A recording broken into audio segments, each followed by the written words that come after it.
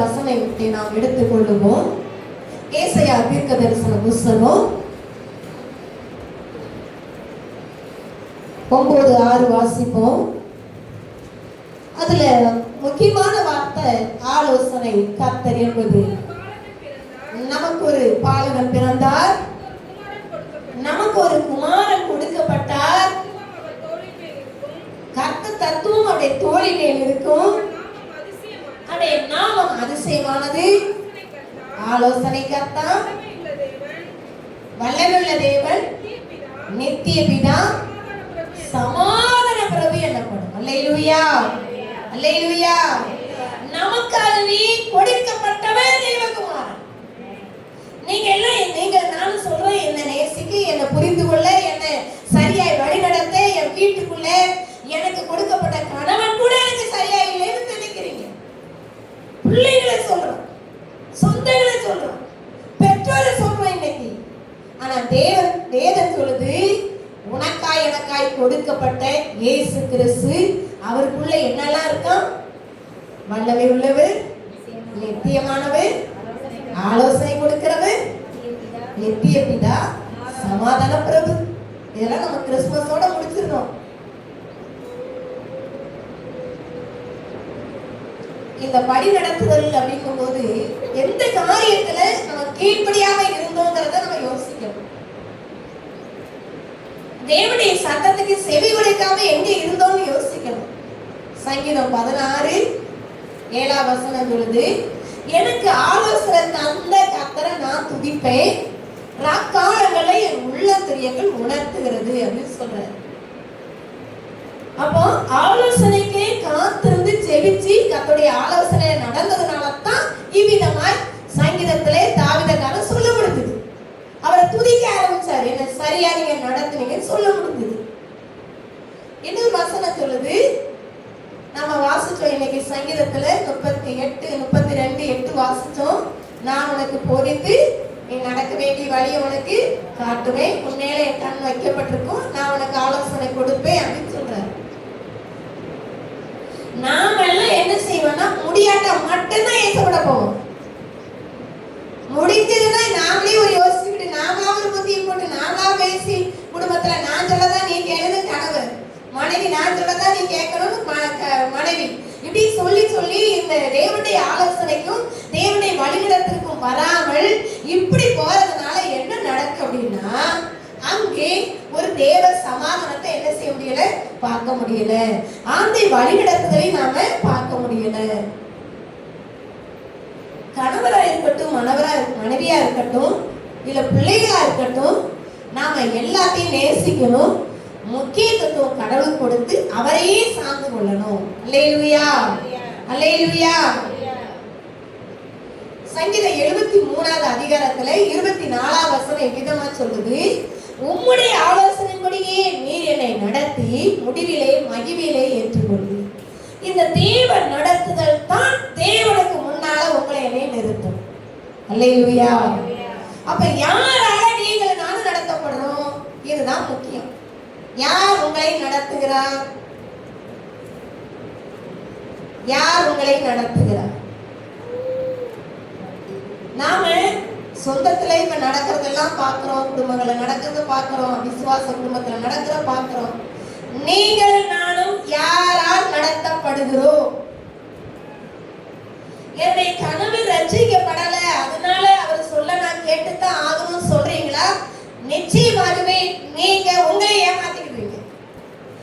நீங்க தேவனுடைய ஆவியானவர் நடத்தப்பட்டீங்கன்னா அங்கே அவர் கீழ்ப்படிந்திருக்கணும்.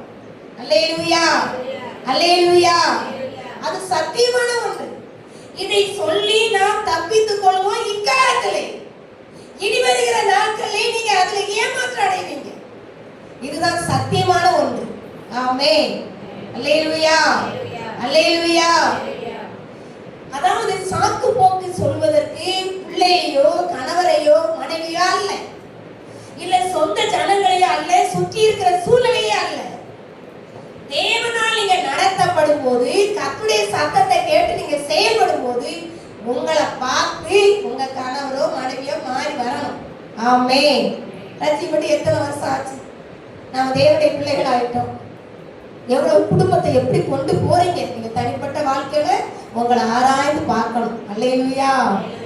புலம்பலுக்கு எழுதின புஸ்தகத்தை எடுத்துக்குவோம். 3வது அதிகாரத்துல 40வது வசனத்தை வாசிப்போம். புலம்பல் 3:40.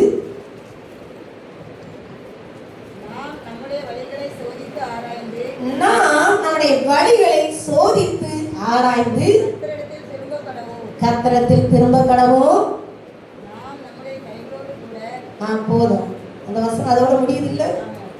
நாம் நம்முடைய வழிகளை சோதித்து ஆராய்ந்து யார்கிட்ட திரும்பணும்? இந்த பிரச்சனைகளை யார சொல்லணும்? இந்த உபத்திரவத்துக்களை யார்கிட்ட போய் நிக்கணும்? நமக்கு பாடு உண்டுதான் நிச்சயமா. உங்களை விட அதிகமான கடினமான நெருக்கமான வழியில நான் போறேன், போயிருக்கேன், போய் கொண்டே இருக்கிறேன். அதெல்லாம் எனக்கு பயம் இல்லை. ஏன்னா என்ன நடத்துறவர் என் கூட இருக்கிறாரு. ஆமென் சொல்லுங்க. அல்லேலூயா. உங்களுக்காய் எனக்காய் அவமானத்தை சகித்தவர் என் கூட இருக்கிறாரு. ஆண்டவர் ஒரு மனுஷனை வழிநடத்தை அவர் விரும்பும் போது அந்த மனுஷன் தேவனுடைய சித்தத்துக்கு கொடுக்காவிட்டால் வாழ்க்கையில எல்லாமே மாறிடும். ஒரு தடுமாற்றம் வந்துடும், எல்லாமே மாறி போயிடும். அதை என்ன சொல்லுவோம்? வழி மாறி போய்விட்டால், பிரயாணத்தில் வழி மாறி போய்விட்டால். நீங்க வந்தீங்கன்னா நம்ம பிள்ளைங்க கூடயே வர முடியாது. ஆச்சரியத்தை கொடுக்காதெல்லாம் எப்படி உலக மனசை எப்படி கண்டுபிடிச்சிருக்கா பாருங்க. கொஞ்ச தூரம் தானே வரணும். அப்புறம் நான் எல்லாம் கண்டுபிடிச்சி எந்த பிளேனு எல்லாம் நான் தான் போய் அது இதெல்லாம் பார்த்து போகணும். போகும்போது நடந்தது ஒன்று. எனக்கு ஒருத்தங்க என்னோட வந்தாங்க, இந்த இடம் தான், இந்த கேட்டு தான், நீங்க இதுல இருந்துக்கோங்க, இது ஓப்பன் ஆனவொடனே நீங்க உள்ள ஏர்போர்ட்ல இருந்து வச்சுட்டு பிளேன்ல ஏறிலாம் சொன்னாங்க. சரி சொல்லிட்டேன். அவங்க ஆங்கிலத்தில் பேசுறாங்க, நான் புரிஞ்சுக்கிட்டேன். ஓகே சரி சொல்லிட்டேன். கொஞ்ச நேரத்துக்குள்ள ஆவியானவர் சொன்னாரு, இது இல்லை, இவை பொழுதுல நான் அதை விட்டுருந்தேன்னா என்ன இருக்கும்? இந்த வழி நடத்துதல் தேவனால மட்டும்தான் முடியும். உடனே நான் போய் கேட்டேன் உங்ககிட்ட, இந்த மாதிரி நான் இங்க போகணும், வெலிங்டன் போகணும், இந்த மாதிரி இந்த கேட்ல இருக்க சொன்னாங்கன்னு கேட்டோன்னே இல்ல நீங்க இத்தனை நம்பர் கேட்டுன்னு சொல்லிட்டாங்க. சரி நம்ம பார்த்து போயிடலாம்.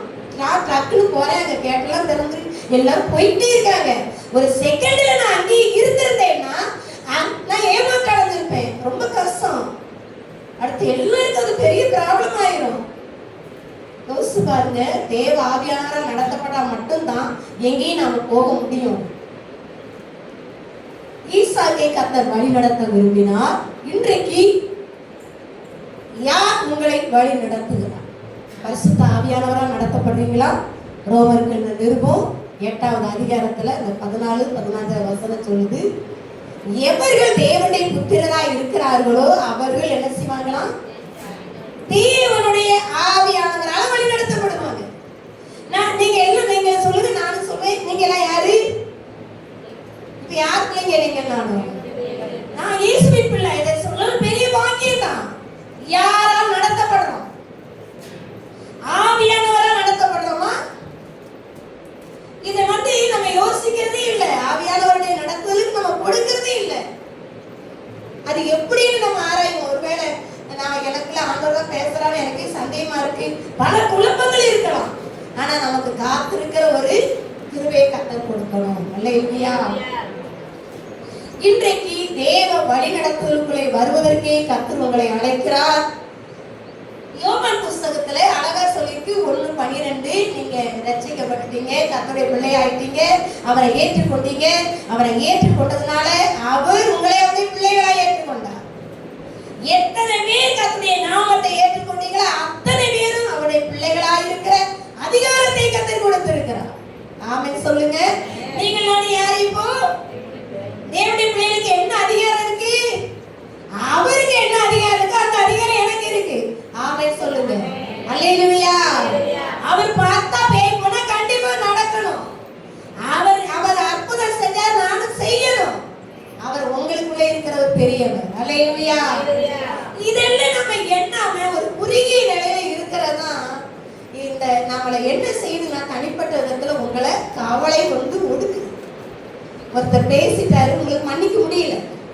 ஒருத்தரை சார்ந்திருந்தீங்க, அவங்க நம்பிக்கை ஏற்றவங்களா போகும்போது கண்டிப்பா அது உங்களை வேதனைப்படுத்துது. நிச்சயமாக நம்பிக்கை துரோகங்களை மன்னிக்க முடியல.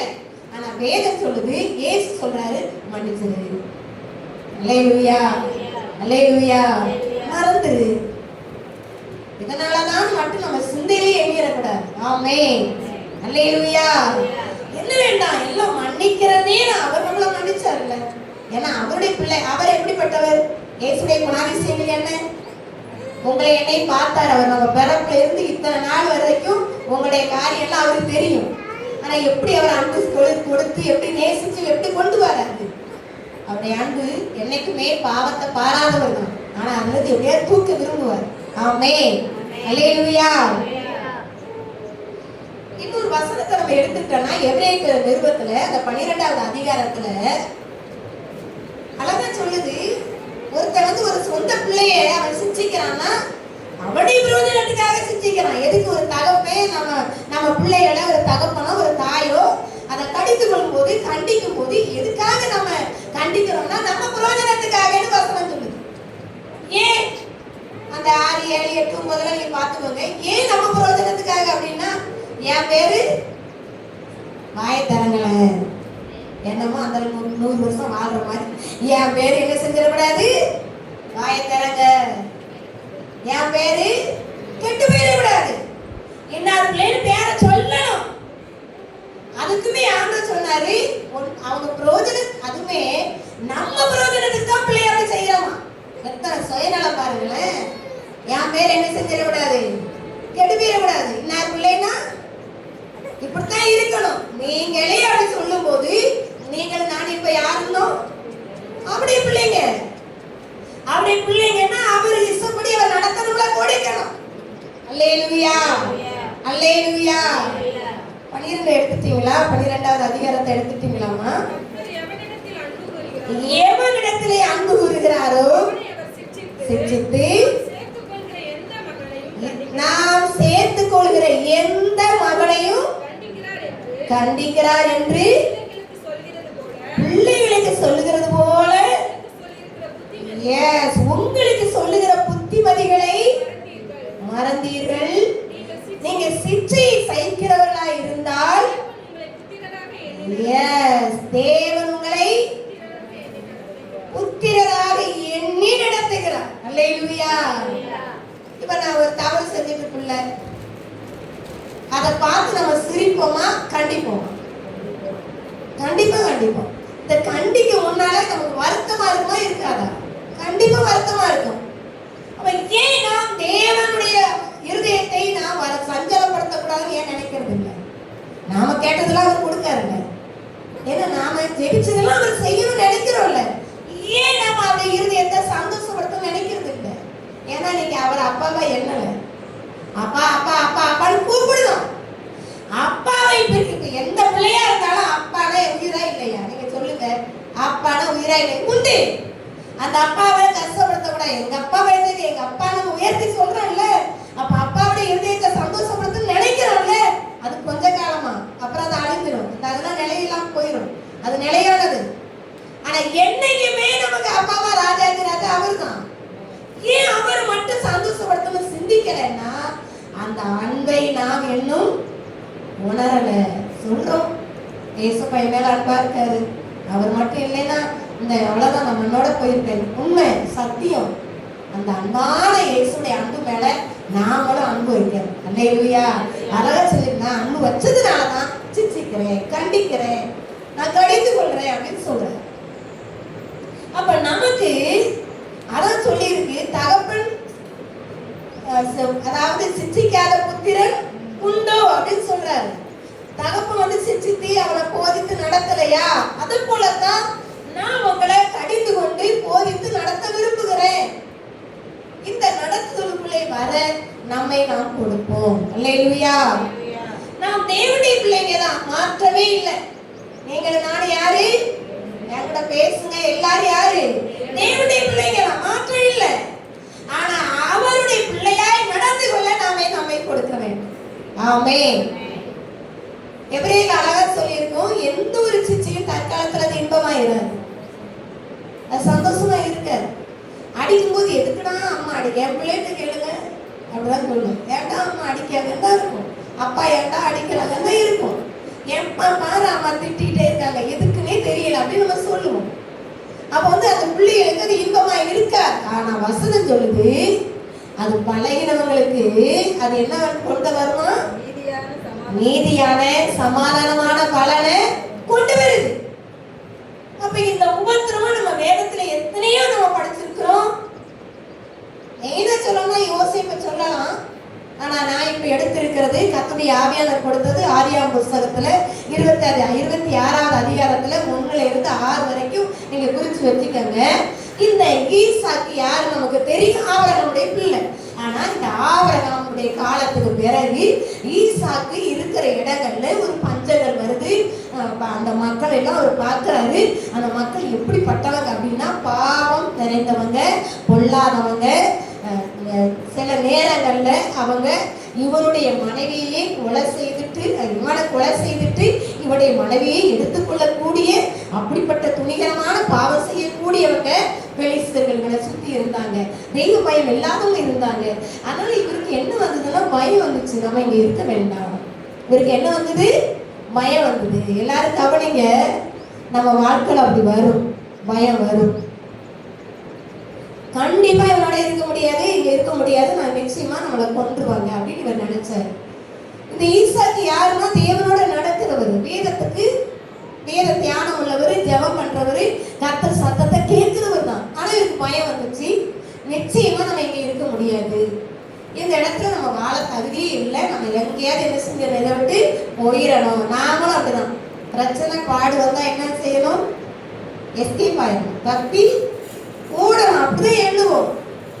நீங்க ஒண்ணு மட்டும் புரிஞ்சுக்கோங்க, நீங்க கர்த்தருடைய பிள்ளைகளா இருந்தா ஆண்டவரே நீங்க தரிச்சிருந்தீங்கன்னா, தேவன் இதுல என்ன செய்ய போறான்னு காத்திருந்தீங்கன்னா, அது 100 மடங்கு ஆசீர்வாதத்தை கொண்டு வந்துடும். அல்லேலூயா, அல்லேலூயா. அவனை அவமானப்படுத்தினாங்க, அவனை எல்லாம் பரியாசம் பண்றாங்க, நிந்திக்கிறாங்க, தெய்வ பயமில்லாதவங்க. உடனே இவர் இப்படி ஒரு முடிவு எடுத்தார், எங்க வேண்டாம், நம்ம எகிப்துக்கு போயிடலாம் அப்படின்னு முடிவு எடுத்துட்டு தான் படுத்தாரு. ஆண்டவர் அங்கே தரிசனமானார். அல்லேலூயா. என்ன தரிசனமானார்னா, இந்த கண்டிப்பா ஈசாக்கு ஜெபிச்சிருப்பார். இப்ப நீங்க நானும் ஜெபிக்கிறவங்க தான். இவருக்கு அவர் கனவுல பேசுறாரு, நீங்க இரு, எங்க பொல்லாத மனுஷன் பார்த்தீங்க, எப்ப அடிப்பானே தெரியாது, எப்ப என்ன செய்வானே தெரியாது. ஆனா ஆண்டவர் என்ன சொன்னாரு? இங்கே இரு, நான் உன் கூட இருக்கிறேன், ஒன்னு ஆசீர்வாதம். அல்லேலூயா. இந்த தேவனுடைய நடத்துதலை ஈசாக்கு பெற்ற பிறகு அங்க இருக்க ஆரம்பிச்சாரு. ஆண்டவர் அவரை பாதுகாத்தார். ஏன்னா நமக்கு நேரம் ஓடிரும். ஆண்டவர் என்ன செஞ்சார்? அவரை பாதுகாத்தாராங்க. அந்த பெலிஸ்தியர்கள் இவனை தொடாம, இவன் மனைவியை தொடாம பாதுகாத்தார், இவன் பிள்ளைகளை தொடாம பாதுகாத்தார். அப்புறம் தேவனே இவனை வழி நடத்தி ஆசீர்வதிக்க அவர் வைத்திருக்கிற திட்டங்களுக்குள்ளே இவனை கொண்டு வர ஆண்டவர் கிருபை செய்தார். அல்லேலூயா. இதுக்கு முதல் காரணமே ஈரின் சொன்ன இடத்துல இருந்தார். அதான் போட்டிருக்கு, ஈசாக்கு கேராரிலே குடியிருந்தான். அங்க இருக்க போயிரும் நினைச்சான். நம்ம குடியிருக்கிறது கூட கர்த்தர் எந்த இடத்துல இருக்க சொல்றாரோ அங்கே இருந்தால் நிச்சயமாகவே தேவன் நமக்காக யுத்தம் பண்ணுவார். அல்லேலூயா. பாத்தீங்கன்னா இந்த பெலிஸ்தியர் எல்லாம் பாக்குறான், அவங்க முன்னாலேயே இவர் விதைக்காரு, எல்லாம் நினைச்சிருப்பாங்க இவன் பைத்தியம் அப்படின்னு. தேவன் சொன்னதை செஞ்சு விதைச்சதுனாலதான் 100 மடங்கு ஆசீர்வாதம். யாரெல்லாம் துரத்து நினைச்சாங்களோ அவங்க எல்லாம் வந்து சொன்னாங்க, நிச்சயமாகவே கர்த்தர் உம்மோட இருக்கிறார். அப்ப இந்த வார்த்தையை நீங்கள் நானும் கேட்கணும். நான் பார்த்தேன், பெருமைக்காக அல்ல, என் தம்பி வீட்டுல இருக்கும்போது நான் பார்த்தேன், மனைவி பிள்ளைகளை பார்த்தேன், என் பிள்ளைகளுக்கு எல்லாம் மெசேஜ் போட்டேன், மெய்யாகவே நீங்க நல்லா வளர்ந்துருக்கீங்க, கர்த்தர் உங்க கூட இருக்கார். நான் சொன்னேன், மாட்டேன், எனக்குள்ளே வந்து நான் சரியா தேவனால் நடத்தப்பட்டிருக்கிறேங்கிறத உணர்ந்து நன்றி அப்படின்னு சொல்றேன். தேவ நடத்துதலுக்குள்ள வரும்போது பெலிஸ்தியனை மேற்கொள்ள முடியாது, பாவம் உன்னை மேற்கொள்ள முடியாது, உன்னை யாரும் அழிச்சு போட முடியாது. ஏன்னா நீ தேவனுடைய பிள்ளை. அல்லேலூயா, அல்லேலூயா. நீங்கள் நான் யாருன்னா தேவனுடைய பிள்ளைங்க. அப்ப தேவனால வழி நடத்தப்பட கொடுக்கும் போதுதான் கர்த்தர் கிரியை செய்ய முடியும். இல்லப்பா என்னால முடியாது. அல்லேலூயா. தனிப்பட்ட விதத்திலே ஈசாக்கோடு கர்த்தர் பேசுவார். நாம் அப்படிப்பட்டவங்களா இருக்கணும். ஒருவேளை நான் புதுசு, எனக்கு அந்த அனுபவம் எல்லாம் இல்லை அப்படின்னு நீங்க சொல்லுவீங்கன்னா, தீர்க்கதரிசனத்தின் மூலமாய் வரக்கூடிய வார்த்தைகளுக்கு நாம் செவி கொடுக்க வேண்டும். அல்லேலூயா, அல்லேலூயா. நாம என்ன சொல்லுவோம், கர்த்தர் என் கூட இருக்காரு, என் கூட இருக்காரு அப்படின்னு நான் சொல்றதை விட அமலேக்கியை சொல்லணும், பெலிஸ்தியை சொல்லணும். கர்த்தர் உங்களுடன் மெய்யாவே இருக்காருப்பா, நான் ஒன்னால ஒண்ணும் செய்ய முடியாது அப்படின்னு நீங்க எங்களை இந்த எதுவும் தீமெல்லாம் செஞ்சிடாத நாங்களாம் அப்படின்னு ஒப்பரவாகும்படி கர்த்தர் நடத்தினார். அல்லேலூயா. அங்கேதான் ஒரு ரெகோபத்தை கர்த்தர் உண்டாக்கி கொடுத்தார். ஆமென். அப்ப நம்ம வாழ்க்கையில ஒரு ஆசீர்வாதமான வழி திறக்கப்படணும்னா நீங்கள் நானும் தேவ ஆவியானவரால் வழி நடத்தப்பட வேண்டும். ஆமென். இதே போல தாவீது எடுத்துக்கோங்க. தாவீது ஒரு பெரிய பெலிஸ்தனை மடங்கடித்தார். எப்படி மடங்கடித்தார்னா, அந்த 1 சாமுவேல்ல 17வது அதிகாரத்துல அது 11வது வசனம் அப்புறம் நிறைய சொல்லியிருக்கும். பெலிஸ்தியர் மொத்த ஜனங்களையும் கலங்க பண்ணான். எப்படி கலங்க பண்ணா, உங்களை நாங்க அடிமையாக்கிடுவோம், உன்னை யாரும் என்கிட்ட இருந்து என்ன செய்ய முடியாது, பிரிச்சு கொண்டு போக முடியாது, நீங்க சுதந்திரம் அந்த பூமியில வாழ முடியாது அப்படின்னு பயமுறுத்தி கொண்டிருந்த பெரிய ராட்சசனை ராஜா பயப்படுதான். 11 படிமா 17 11 1 சாமுவேல். தங்கள் சேனைகளை சேர்த்து யூதாவில் உள்ள சோகாயிலே ஒருமித்து கூடி சோகாவுக்கு 1 சாமுவேல் தான் அக்கா. 1 சாமுவேல் 17 1 இல்ல 11. 11. சவுலும் இஸ்ரவேலர் அனைவரும் அந்த பெலிஸ்தனுடைய வார்த்தைகளை கேட்டு கலங்கி மிகவும் பயப்பட்டார்கள். அல்லேலூயா, அல்லேலூயா. 24மா 24 எல்லோரும் அந்த மனுஷனை காணும்போது மிகவும் பயப்பட்டு முகத்துக்கு விலகி ஓடி போவார்கள். அல்லேலூயா. நமக்கு தெரிஞ்ச வார்த்தை தான். புஷ்பா படிச்சா அவ காலை மாலை என்ன செய்யறேன் வந்து சொல்லுமா, என்ன யார் மேற்கொள்வாங்க. சில பிரச்சனைகள் அப்படிதான் எந்திரிச்சோடனே அதை என்னடா இதை செய்யறது, இதை மேற்கொள்ள முடியலையே நீங்க நினைக்கலாம். தனிப்பட்ட வாழ்க்கையா இருக்கட்டும், அது குடும்பமா இருக்கட்டும், ஏதோ ஒண்ணு இந்த பெலிஸ்தரை போல அவங்களை பயமுறுத்தலாம். ராஜாவே பயந்தான், சவுலே பயந்தான், என்ன செய்யறது நம்ம அப்படின்னு ஒரு மொத்த காரியங்களும் எல்லா கலங்குறாங்க, பயந்தாங்க. ஆனா தாவீதுக்கு மேல கர்த்தருடைய ஆவியானவர் இருக்கிறாரு நம்ம சொல்றோம். தாவீதோட விட கர்த்தர் இருந்தாரு அப்படின்னு வேதம் சொல்லுது. கூட கர்த்தர் இருக்கிறத நிரூபித்து காட்ட ஆவியோட நடத்துவதற்கு வந்தார் தாவீது. அல்லேலூயா, அல்லேலூயா, அல்லேலூயா. வசனம் சொல்லுது, அங்க பல எல்லாம் பயந்துகிட்டு இருக்கா, ஓடிட்டு இருக்கா, பல பிரச்சனை மக்கள் சந்திக்கிறாங்க. பெரிய ராஜனை இரவு போல சொல்றான், என்கிட்ட ஒருத்த வந்து மோதிரு, இந்த காரியத்தை ஜெயிச்சு பாரு, சமாளிட்டு இருக்கான். ஆனா என்ன யுத்த வீரர்கள் எல்லாம் பயப்படுறாங்க. நமக்கு தெரியும், அடிக்கடி நம்ம சொல்றோம். இந்த தாவீது ஒரு காரியத்தை உணர்ந்தாரு, நான் இங்கே வந்ததற்கு முகாந்தரம் உண்டு என்று. அல்லேலூயா. 29 வசனம் சொல்லுது, இந்த இடத்துக்கு கர்த்தர் என்ன கொண்டு வந்ததற்கு ஒரு முகாந்தரம் இல்லையா. அல்லேலூயா. சகோதரலாம் சொன்னாங்க, உன் வேலையை பார்த்துட்டு போ, உன் வாயை மூடிட்டு ஓடிடு, அந்த கொஞ்சம் ஆட்டு மேல உனக்கு இல்ல. இந்த உலகம் என்ன சொல்லும் உங்களைன்னா, என்கரேஜ் பண்ணாது உங்களை, உங்களுடைய செயலை இந்த உலகத்திட்ட நீங்க எதிர்பார்க்காதீங்க, உங்களை மெச்சிக்கொள்ளாது. இந்த உலகம் உங்களை உற்சாகப்படுத்தாது. அதை நீங்க எதிர்பார்த்தீங்கன்னா கர்த்தருடைய வழிநடத்துக்குள்ள நீங்க வரவும் முடியாது, அவருக்காக செயல்பட முடியாது. தாவீதை தட்டி கொடுத்தாங்களே, எங்க அம்பி வந்துட்டான் அப்படின்னு தட்டியா கொடுத்தாங்க இல்ல, சொன்னாங்க நீ உனக்கு துணிகரம் வந்த வேலை என்னது, சாப்பாடை கொடுத்திய போயிட்டே இருக்கணும், உன் துணிகரம் சொன்னான். உனக்கு கொஞ்சம் ஆடுகளை மேய்க்க நீ அந்த காரியத்துல உண்மை இல்லாம இங்க வந்து உன்னை என்ன சாதிக்க முடியும்னு கேட்டான் கூட பிறந்தவன். ஆனா கர்த்தருடைய ஆவியானவர் சொன்னா, ஆவியானவர் என் கூட இருக்காரு, இந்த வைராக்கியம் தேவனால் அபிஷேகம் இருந்ததுனால அந்த ஆவியார் நடத்து என்ன சொல்லுச்சுன்னா, நான் வந்ததுக்கு இங்க முகாந்திரம் உண்டு. பெலிஸ்தரை மடங்கடிச்சா பாருங்க. வேகமா போயிடுறேன். இந்த தாவீதோட கர்த்தர் இருக்கிறத சவுல் பார்க்கும்படி செய்தார். அல்லேலூயா, அல்லேலூயா. மொத்த இஸ்ரவேலர் பார்க்கும்படி செய்தார். எப்போ? தேவ நடத்துதலுக்குள்ளே வரும்போது. ஆமென். இப்ப இவருக்கு இந்த பெரிய காரியத்தை சாதிச்சிட்டாரு.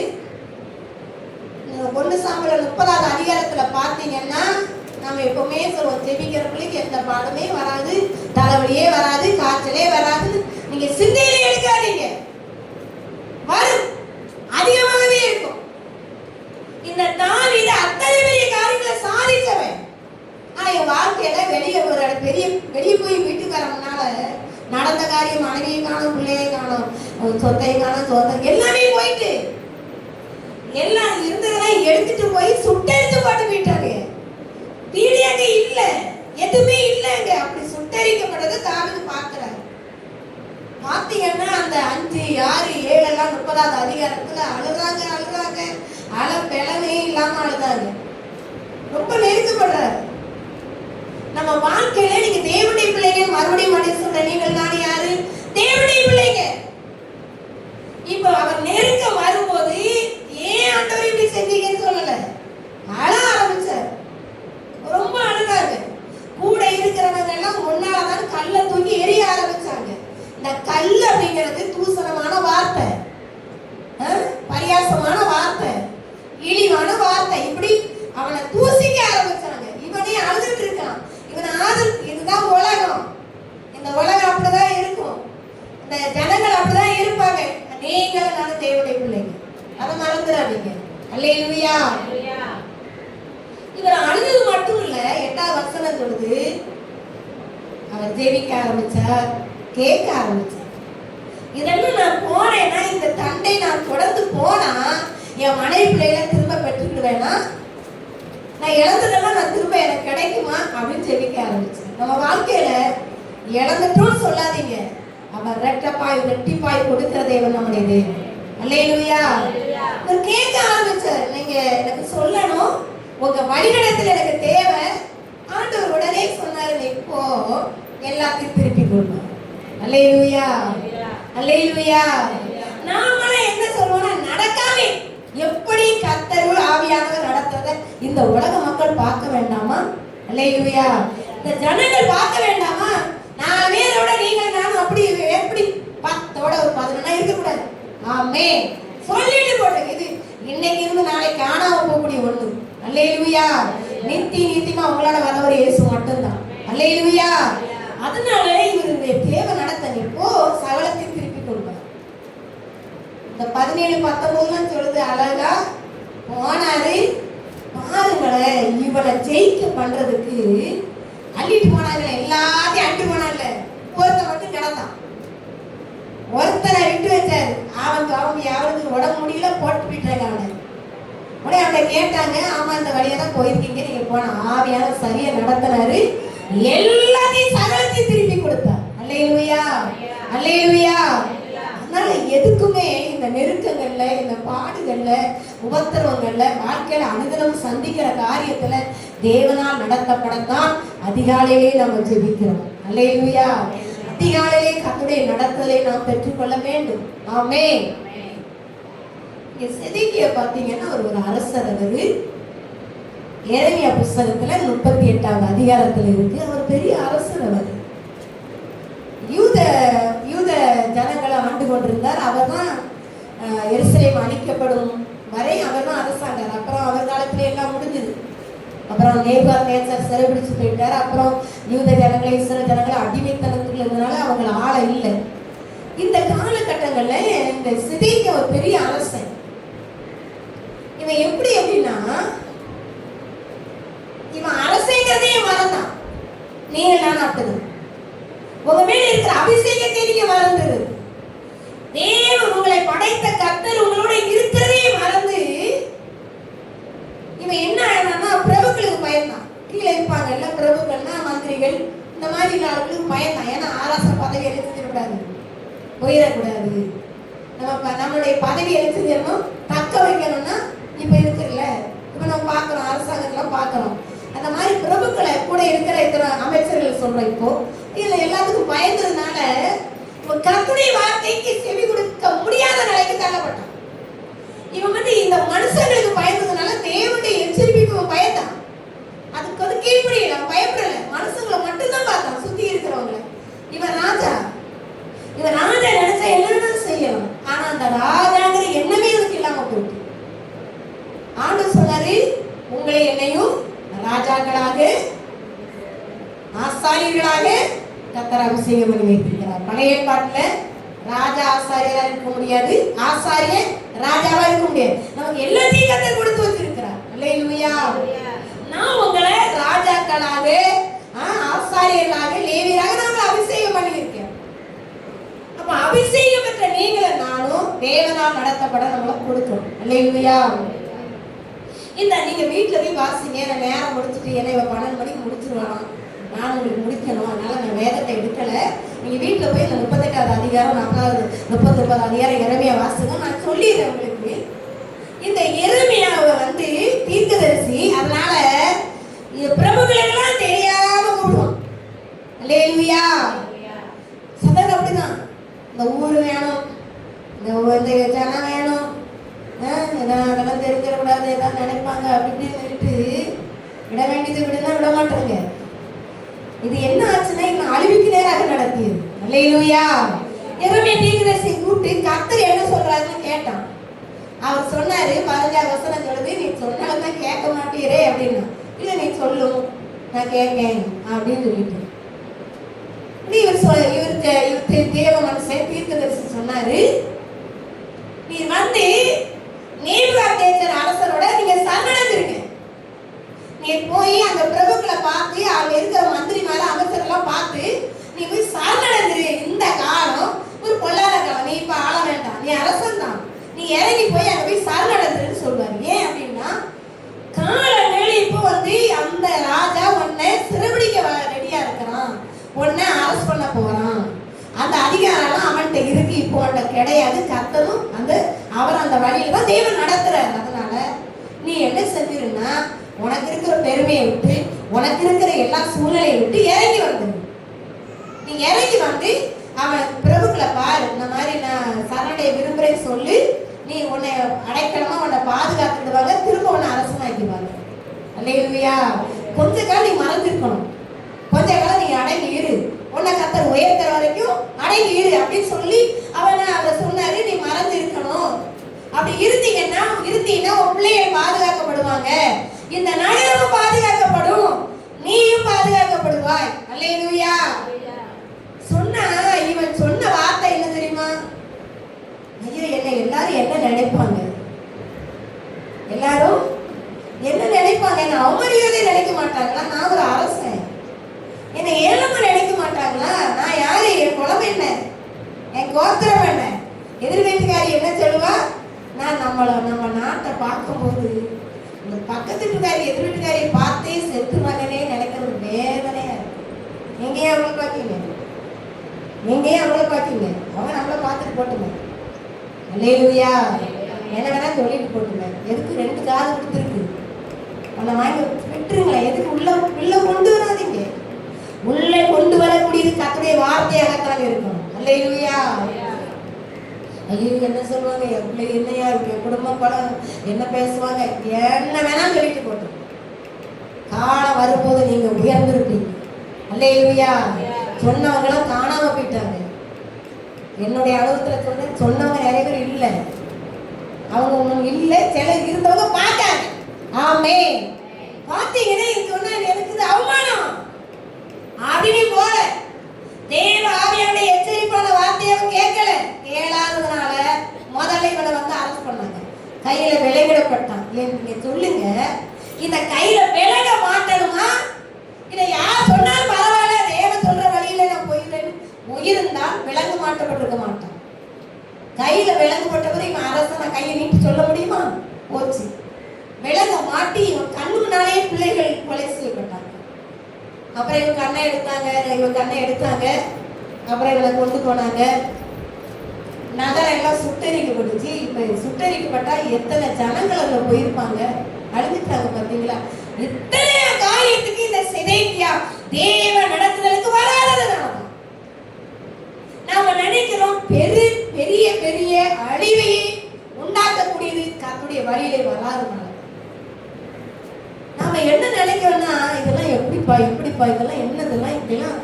நீங்க ஒண்ணு மட்டும் உங்களுக்கு சொல்லுது, கர்த்தருடைய ஆலோசனை கேட்டு யாரு மூலமா அதை நீ ஒரு காரியம் செய்ய நினைச்சிருப்பீங்க. அது கல்யாணமா இருக்கட்டும், வீடு கட்டுறதா இருக்கட்டும், இல்ல பிள்ளைக்கு பேர் வைக்கிறதா இருக்கட்டும், எந்த காரியமா இருந்தாலும், இல்ல ஒரு இடம் வாங்குறதா இருக்கட்டும், என்ன ஒரு அற்ப காரியம்.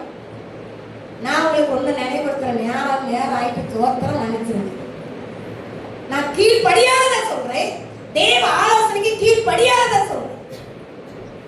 பிள்ளைங்க சின்ன பிள்ளையா இருக்கும்போது ஆண்டவர் சொல்வாரு, ஆவியானவர் சொல்வாரு, சாப்பாடை எடுத்துக்கிட்டு மதியானம் போவேன். ஏன்னா சூடா போனாதான் உள்ள இறங்குமா. மத்தியானம் சூடா போனாதான் பிள்ளைகளுக்கு இறங்குமா நமக்கு. அதனால எடுத்துட்டு நான் சாப்பாடை பிள்ளைகளுக்கு கொண்டு போவேன். ஏற்கனவே டைமான ஒரு காலம் போனதில்லை. 12 காலம்னா அப்படி 1/4 மணி நேரம் லேட்டு தான் போகணும். அள்ளி எடி கொடுத்தாரு, சாப்பாடும் சூடா இருக்கு, எல்லாம் அள்ளி கொடுத்துட்டு வருது.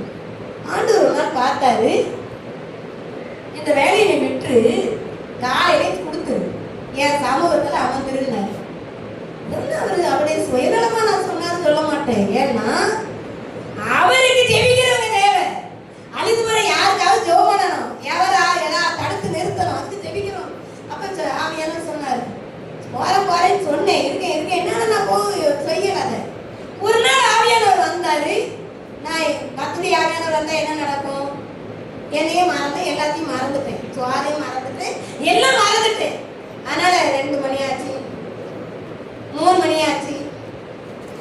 நல்ல உற்சாகமா புது பழமோட எரிச்சு பார்த்தேன். சாப்பாடு கொடுக்கும்போது ஞாபகம் வந்துச்சு. நான் போகல ஸ்கூலுக்கு, ஏன்னா அதுக்கப்புறம் ஈவினிங் கூப்பிட்டு போகணும். உடனே எனக்கு இந்த மகிழ்ச்சி இருந்தது. இந்த ஜெபத்துல என்ன நடந்தது தெரியுமா? உபத்திரையா முன்னால வச்சு ஜெபிக்க வச்சேன். அவருடைய பாரத்துல நான் பங்காளியா மாறுறேன். அவருடைய அன்பை நான் பார்க்கிறேன், அவருடைய இரக்கத்தையும் உருக்கத்தையும் பார்க்கிறேன். ஆண்டவர் என்ன செஞ்சா தெரியுமா? எங்க அக்கா எங்க பெரியமா மகாவர்த்தி எனக்கு சத்துணவுல வேலை. ஒரு நாள் அங்கே நானே போயிட்டு ஓடி இருந்தேன். நான் இங்கதான் இருக்கேன், என்னைக்காவது என்னை பார்க்கலாம் கேட்டிருக்கேன். இந்த பிள்ளைய கேட்க நின்றுருக்காங்க. அவ வரமாட்டா, வந்து சோறை நான் தாரேன் சாப்பிடுங்கன்னு அழகா நல்ல சத்தானதே பருப்பு சோறுனாங்க, சத்து நல்லா கொடுத்து வச்சுட்டா. இதனால இது ஒரு நாள் 2 நாள் அப்படி செஞ்சுட்டேன், மறந்துட்டேன். நான் மெய் மறந்தே ஆயிட்டு. ஆனா சாப்பாடு வீட்டு பிள்ளைகளுக்கு தேவன் அதை கொடுத்தார், அதை கர்த்தர் ஆயத்தம் பண்ணி வச்சிருந்தார். நான் கேட்கல, ஆண்டவர் இருக்க வச்சார். அல்லேலூயா, அல்லேலூயா. இது ஒரு அற்ப காரியம் நமக்கு. அதான் சொல்ல, சின்ன காரியம் தான். நாம ஜெபம் பண்ணுங்கன்னா வேலை இருக்குல்ல, நம்ம பிள்ளையை பார்க்கணும்ல, அது இது நம்ம சாப்பிட்டு கொடுக்கல. இது சொல்றேன், தேவன் இருக்க வச்சாரு பாருங்க. அன்னை கொடுத்த என்ன மன்னிச்சிருங்க சொன்னா சோறு நாங்க வீட்டுல பிள்ளைங்க பட்னியே இல்லை, அழகா சோறை அதாவது தனியா கூப்பிட்டு அவளுக்குன்னு எடுத்து வச்சது சத்தானதான் இருப்பாங்க. அவங்களுக்குன்னு ஒரு ஸ்பெஷல் தான் எடுத்து சாப்பாடெல்லாம் கொடுத்து, நீங்க தயவு செய்து அம்மாவை நம்பாதீங்க, அங்க நிக்காதீங்க, அவ வரமாட்டா, வந்தாலும் லேட்டா தான் வருவோம், பெருமைங்க இருக்கேன், சோறை கொடுத்து தயவு செய்து நான் அடிக்கடி. அதனால அவ பார்த்தேன், அவளையும் போயிடுவான், வந்துட்டாலும் வரலையா, லேட்டா இருந்தாலும் வரலிச்சாங்க. நான் பார்த்தேன், நிறுத்துனேன் அந்த வேலையை. பரவாயில்ல, அதை போலதான் சின்ன காரியத்துக்கு. அதான் சொல்ல, கொஞ்சத்திலே உண்மை. இந்த தெய்வ நடத்துதல் நம்ம 100 மடங்கு ஆசீர்வாதத்துக்கு நேரம் நடக்கும். தெய்வ நடத்துதல் நம்மளை அழிவுக்கு விலைக்கு பாதுகாக்கும், இழந்தர திரும்ப கொடுக்கும். இல்லையா? அப்ப நாம அந்த கர்த்தருடைய வழிக்குள்ள வரதுக்கு தான் சரியா தேவன் தான் நடத்துறாருன்னா என்ன செய்யணும் அப்படின்னா, நாம காத்திருந்து செய்யணும். ஒரு காரியத்தை செய்ய போறோம், தேவன் சொல்லவே இல்லை, நீங்க என் கூட இருக்கிறதுனால, எங்களை பார்க்கறதுனால, இந்த ஊர்ல இருக்கிறதுனால சிலது உங்களுக்கு நான் சொன்னா கூட புரிஞ்சுக்கிடாது. ஏன்னா எங்க பிள்ளைங்க சொல்லுவாங்க, ஒரு காரியத்தை சொன்னாங்க, நாங்க சந்திக்கிற நெருக்கத்தை பார்த்து கண்டிப்பா நீங்க கம்ப்ளைண்ட் கொடுக்கணும். நான் சொல்வேன், அவர் சொல்லலையம்மா, அவர் சொல்லல, அவரே அமைதலா இருக்காரா, நானும் அமைதலா இருக்கிறேன். அல்லேலூயா. தேவன் எந்த காரியத்தை நீங்க சந்திச்சாலும் தேவ சமூகத்துக்கு போயிருங்க. நீங்க என்ன சொல்ல போறீங்க? ஜெபம் பண்ணுங்க, வேதத்தை படிங்க, அடுத்து ஊழியக்காரிட்ட வாங்க. ஆண்டவர் என்ன சொல்றாரு அதுக்கு நம்ம கீழ்ப்படியும். அல்லேலூயா, அல்லேலூயா. அழகா சொல்லுது. நம்ம ஜெபம் பண்ணி எரேமியா தீர்க்கதரிசன புத்தகத்துல ஒரே ஒரு வசனத்தை நம்ம படிச்சிருவோம்.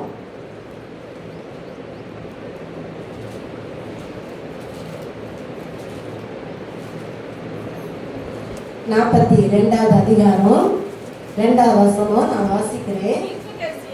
தீர்க்கதரிசியாகிய எரேமியாவை நோக்கி, உம்முடைய தேவனாகிய கர்த்தர் நாங்கள் நடக்க வேண்டிய வழியையும் செய்ய வேண்டிய காரியத்தையும் எங்களுக்கு தெரிய பண்ணும்படி நீர் எங்கள் விண்ணப்பத்துக்கு இடம் கொடுத்து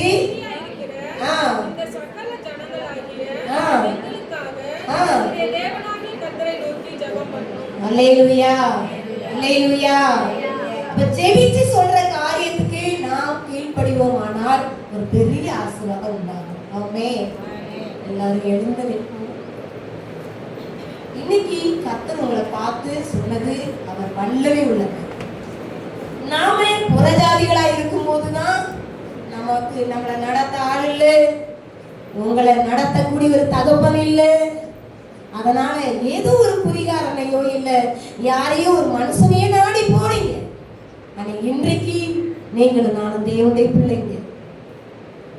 அவர்தான் உங்களை நடத்துகிறாரு அப்படிங்கிற நம்பிக்கை நிச்சயம் இருக்கும்னா எந்த பெலிசினும் உங்களை மடங்கடிக்க முடியாது, எந்த சத்ரு உங்களை மேற்கொள்ள முடியாது, உங்களுடைய யாரும் கொள்ளை கொண்டு போக முடியாது.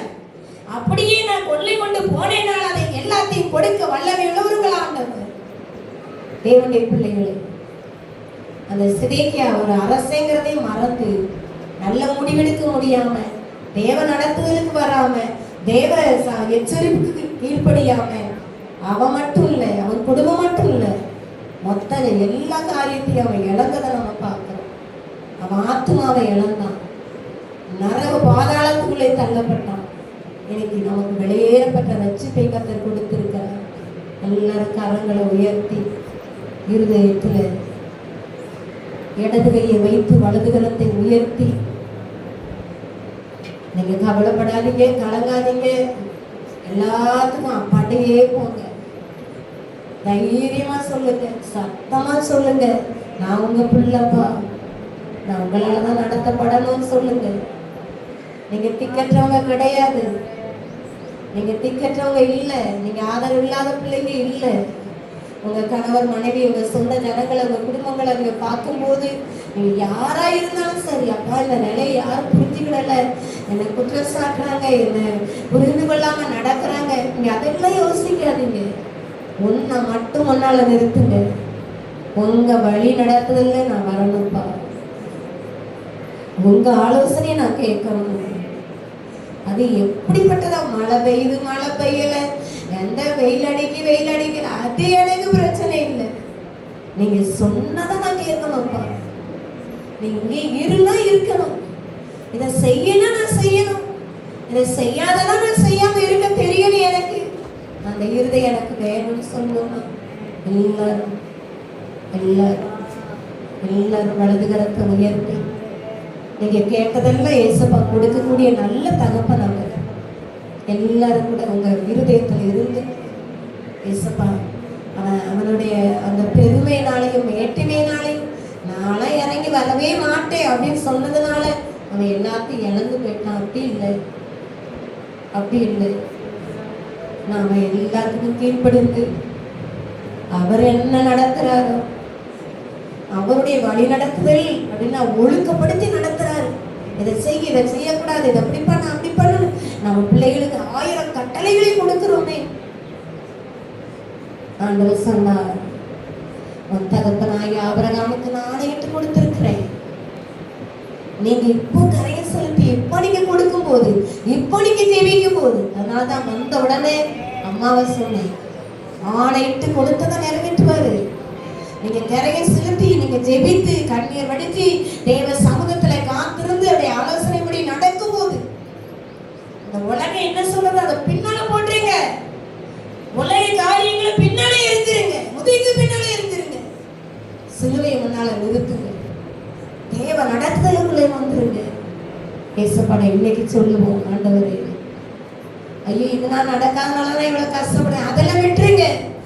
இனி இந்த நாள்ல இருந்து தேவ ஆவியானவர்கள் நடத்தப்பட நம்ம அர்ப்பணிப்போம். நன்றி சிலுவையை முன்னா உலகமே பின்னா, சிலுவையை முன்னா உலகமே பின்னா, இயேசு சிந்திய இரத்தத்தினாலே என்றும் விடுதலையே, என் இயேசு சிந்திய இரத்தத்தினாலே என்றும் விடுதலையே. இயேசுவின் பின்னா நான் செல்வேன், திரும்பி பார்க்க மாட்டேன், திரும்பி பார்க்க மாட்டேன். இயேசுவின் பின்னா நான் செல்வேன், திரும்பி பார்க்க மாட்டேன், திரும்பி பார்க்க மாட்டேன். சிலுவையில் ஒன்னா உலகமே பின்னா, சிலுவையில் ஒன்னா உலகமே பின்னா,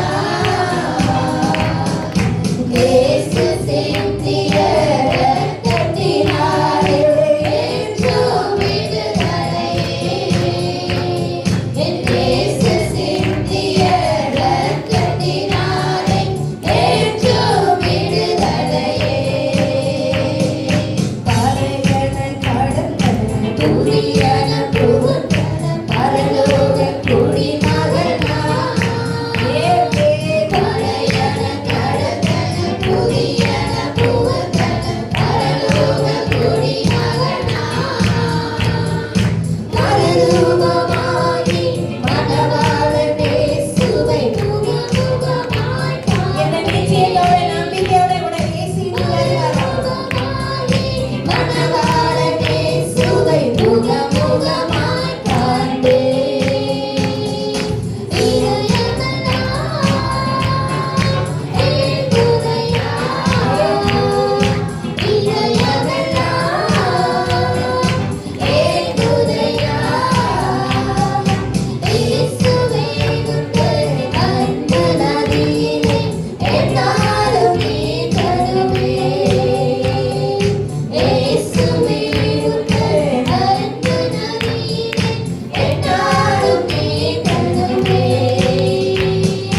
இயேசுவின் பின்னா நான் செல்வேன், திரும்பி பார்க்க மாட்டேன், திரும்பி பார்க்க மாட்டேன். சிலுவையில் முன்னா உலகமே பின்னா, சிலுவையில் முன்னா உலகமே பின்னா, என் இயேசு சிந்திய இரத்தத்தினாலே என்றும் விடுதலையே, என் இயேசு சிந்திய இரத்தத்தினாலே என்றும் விடுதலையே, சிந்திய இரத்தத்தினாலே என்றும் விடுதலையே, என் இயேசு சிந்திய இரத்தத்தினாலே என்றும் விடுதலையே. நல்ல கரங்களை தட்டி இயேசுவை மகிமைப்படுத்துவோம். ஹல்லேலூயா. உமக்கு ஸ்தோத்திரம், ஸ்தோத்திரம், ஸ்தோத்திரம். நீங்களும் நானும் தேவனுடைய பிள்ளைகளாய் இருக்கிறோம். யோவான் எழுதின சுவிசேஷத்திலே ஒன்று யோவான் இவ்விதமாய் சொல்லுகிறது, இனி எவ்விதமாய் இருப்போம் என்று நாம் சொல்ல முடியாது, அவருக்கு ஒப்பாகவே இருப்போம், அவருடைய சாயலையே நாம இருப்போம். அதற்காகத்தான் உங்களை என்னை தேவன் தெரிந்து கொண்டார். இந்த உலகம் அழிவை நோக்கி ஓடிக்கொண்டிருக்கிறது. வெளியேற பெற்ற ரட்சிப்பை கொடுத்தார். உங்களை தேவன் நடத்துவார். தேவன் உங்களை வழி நடத்துவார். அவருடைய நடத்துதலுக்குள்ளே ஒப்பு கொடுத்துருங்க, வந்துருங்க. அவர் என்ன சொல்றாரோ அதை கேட்டுருங்க, இறங்கி வந்துருங்க, விட்டு கொடுத்துருங்க. நன்றி ஏசப்பா.